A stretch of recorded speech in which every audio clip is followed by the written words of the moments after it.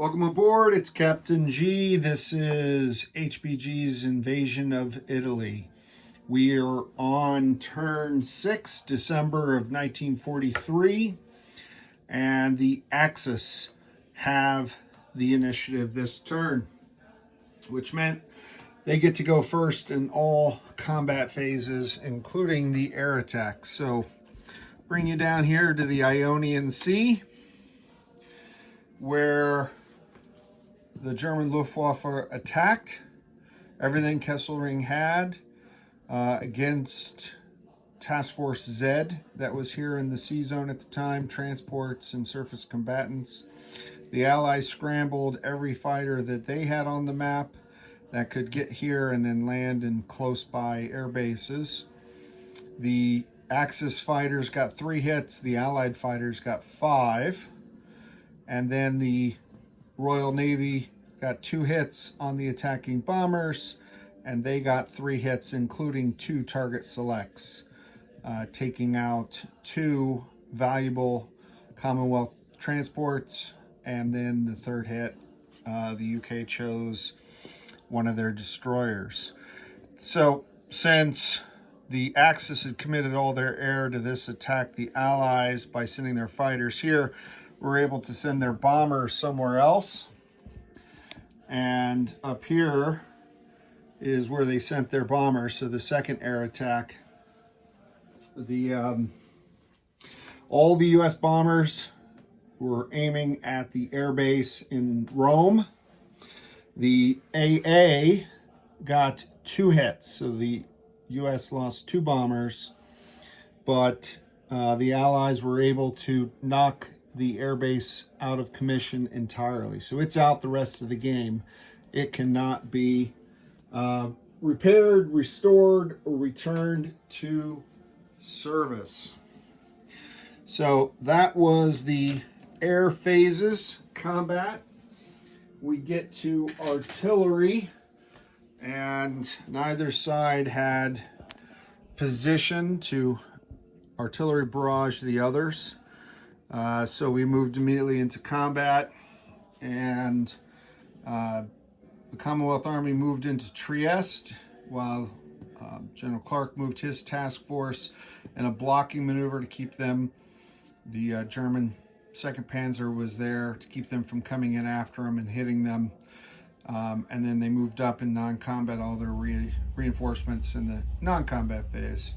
So in this attack, the Axis only got 1 hit, the defending infantry, and they were supported by bunkers. And the Allies got 5 hits. They needed 4, 2 infantry and the 2 fortifications all had to be destroyed. And they took the city.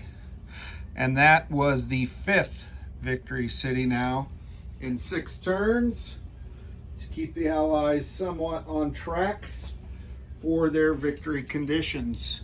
The second combat movement attack, place you where you can see Corsica, Sardinia. There you go. Okay. So the Royal Navy pivoted. Task Force H moved off Sicily and moved up here.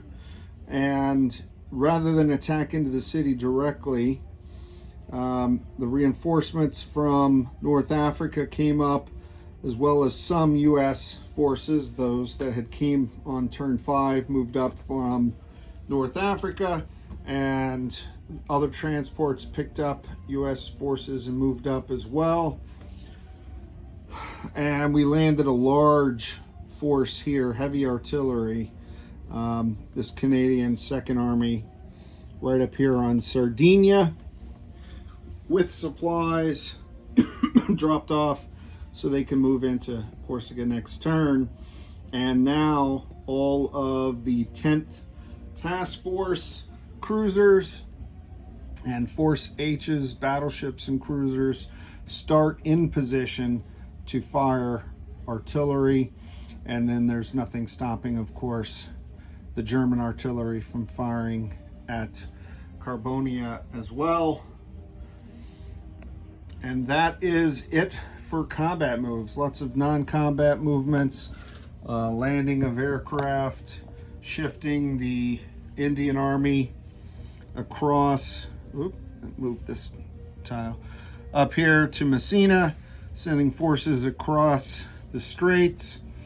All the U.S. bombers and the surviving U.S. fighters from the Ionian Sea air battle landed at Palermo. The RAF fighters landed at Messina or on carriers at Task Force Z to provide some fleet air coverage. Reinforcements in Malta, more RAF, 2 more squadrons of fighters, 2 more squadrons of tactical bombers. And then here in North Africa, more Indian and Commonwealth soldiers and armor and artillery arrived. This is the consolidation of all the remaining U.S. forces in North Africa waiting transport to the theater.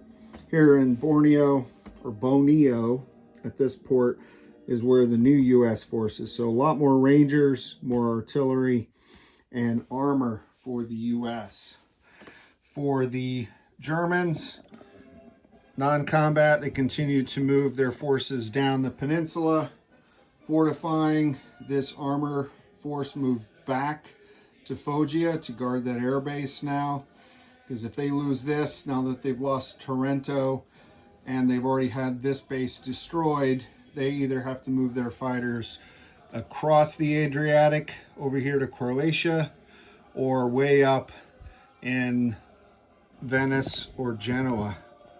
And that's way out of position to have any impact on Allied fleets moving around the boot or impacting these positions. So that's where the Germans are. And then this was, as I mentioned before, the last big German reinforcement. On turn 6, they'll get no reinforcements for a few turns, and then much smaller reinforcements as Germany's getting squeezed on all sides and are running out of troops.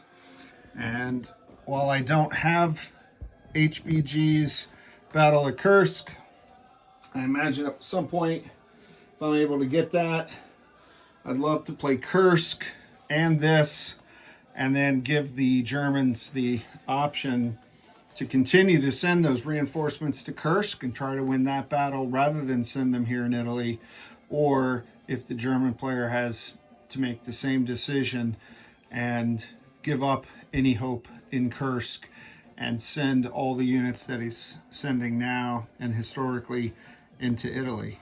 I love the idea of the theater games being related.